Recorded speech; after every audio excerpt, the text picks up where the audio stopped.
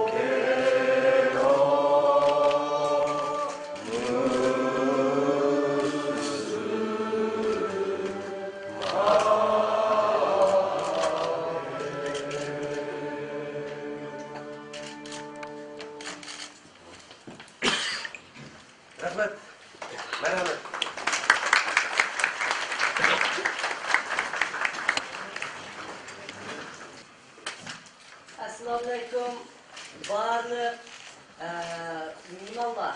Assalamualaikum barliq qarindoshlar.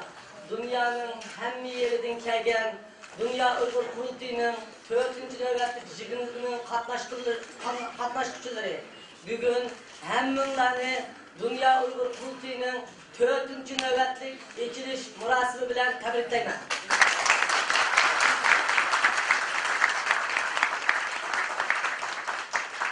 Yig'inni intay kinda, intay mushaqqatda, nurg'un to'solg'ilar bilan bugun maydonga keltirdik. Bu qitim ichilayotgan Dünya Uyghur Qurultayı 4. navbatlik Uyg'ur xalqining chet ellardagi musofir bo'lib yurgan musofirlarning birlashib o'z vatanining ozodligi va o'zining erkinligi va o'zining milliy qutulib qilishi uchun kurash qilayotgan ve toplangan o'rni Dünya Uyghur Qurultayıning dunyoning har yeridagi 20 necha davlatda sargardon bo'lib yurgan erkinlik, ozodlik jangchilarining to'plashgan bir yig'inidir.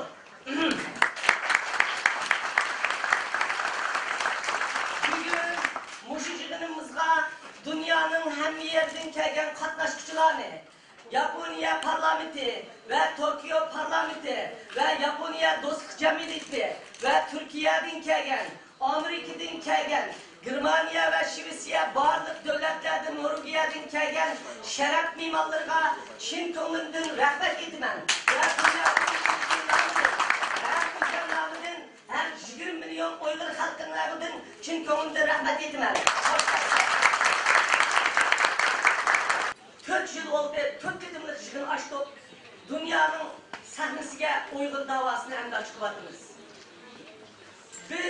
Bizning davayimiz Xitoy kommunistlarının özünün maqsadida qorong'i yerda yetib qozonishida qolmoq chiqdi. Lekin dunyoning demokratiya davlatlarining, Amerikaning, G'arbning, Musulmon davlatlarining va Turk davlatlarining va Yaponiyadagi shunday demokratiyani hurmatlaydigan davlatlardagi demokrat jangchilarning bizga bo'lgan yordami bilan Uyg'ur davası xalqaro sahnada bir kishilik o'rin oldi.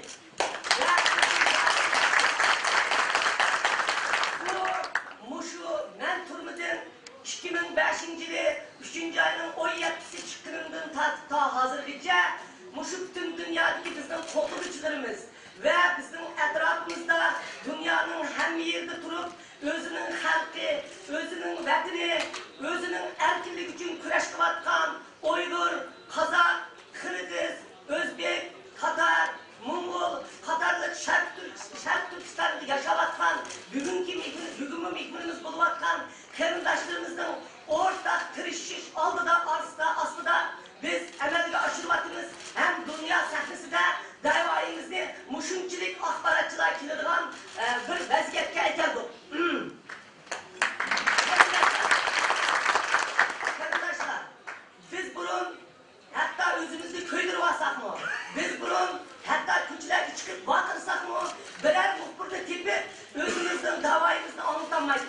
Mana bugün 4. nöbetlik Dünya Uygur Kurultayı'nın ışığında da Yaponiya zeminide Asya'daki en demokratiya devlet olan Yaponiya zeminide biz özümüzün 120 vekilimiz bilen ve şeref mihmanlarımız bilen birle parlamentin bu zalıda özümüzün avazımızı dünyada anlatış fırsatına eriştik.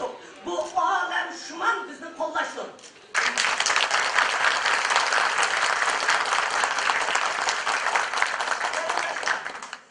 Biz muşundak bir küllerini şundak tutken. Endi biz muşundak bulvatkan bir paytda bizden halkımız minglarca, 10 minglarca hürmet etip atıdı. Xitay hükümeti biz davayımızda dünyaya anlatıp atkan olsa, Xitay hükümeti bizden halkımızda assimilasiya kılışını, yok etişini, hatta öldürüp tegişini ilgili sorup atıdı.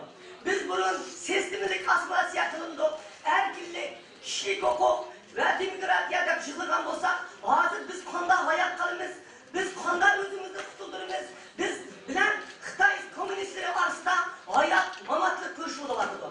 Del muşundak bir paytda Xitay hükümetinin dünyaya intan çoğun süpürma bulup görüngen bir paytda dünyanın Xitay hükümeti bilen iqtisadi birligi buluvatkan bir paytda bizdek bir aciz millet yani Yaponiya parlamentinin içine muşundak bir jığılganımızı meydana aytıvatımız. Bunun için Yaponiya parlamentidekilerge ve Yaponiya halkıga, Yaponiya hükümetiga çin ko'ngildan rahmat eylesin.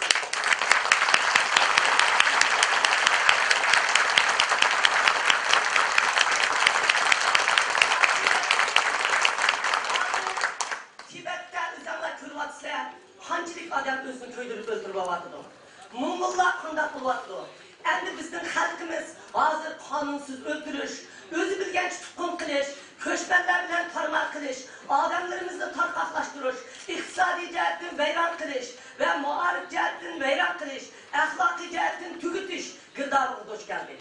Biz Xitay hükümetiga tinchlik bilan suhbat o'tkazishni bir necha qatim Yevropa parlamentida ve başka yerlerde o'tirib qo'ygan bo'lsak-mu, Xitay hükümeti bizni davomli dunyoga bölgünçi ve başka isimler bilan atab bizni rad qilib keldi. Bizning o'ttirida chiqib Dünya Uygur Kurultayı'nda yig'in etishimiz, mayli Yaponiyada bo'lsin, mayli Avstraliyada bo'lsin, mayli Amerika, Yevropada bo'lsin, biz Jungoning o'ziga tinchlik akilish, Jungo'da yaşavatkan, hatta Jungo besib olgan Şark Türkistan'daki, Tibet'teki, Mongol'daki milletler bilen her qanday Hanzo xalqining o'rtada o'rtak paydo qilish ve kelishim hosil qilish, tinch yashash muhitini yaratish, özümüzni erkinlikka erishtirish, ularni tinchlikka erishtirish uchun biz Dünya Uygur Kurultayı dünyanın erkinlik xizmatiga, dünyanın yasharining tinchlik amligiga bir kishilik hassimizni qo'shyapmiz. Bunun linki men şunda qilamiz. Biz Minjabo hükümetinin, Hujuntao hükümetinin, hazırki Şinjan'da şuji olup bargan reislerinin bizning hakkımızını kırıştan to'xtatishni ve hazırki hükümetinin ıslahat ettirishini, siyasi ıslahat qilishni, strategiyasini o'zgartirgan bir tarixning kelganligini, mutlaq tarixning shunday bir hukmining borligini to'liq yetishini umid qilamiz.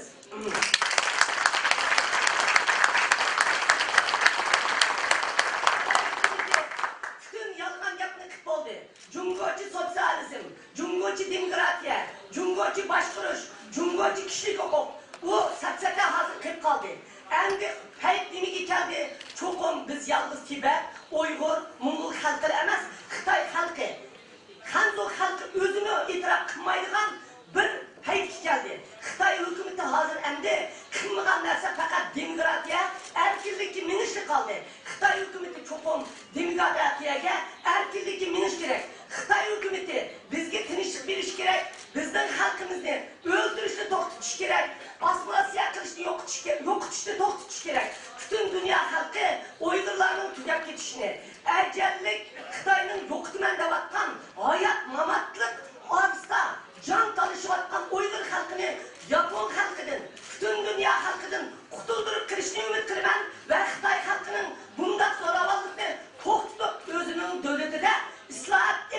umid qilaman. Rahmat. Rabia Qodir xonimning ichilish nutqidan keyin 4-navbatlik vakillar qurultayining ochilganligini tabriklash olqish sadolari xili uzunga so'zildi.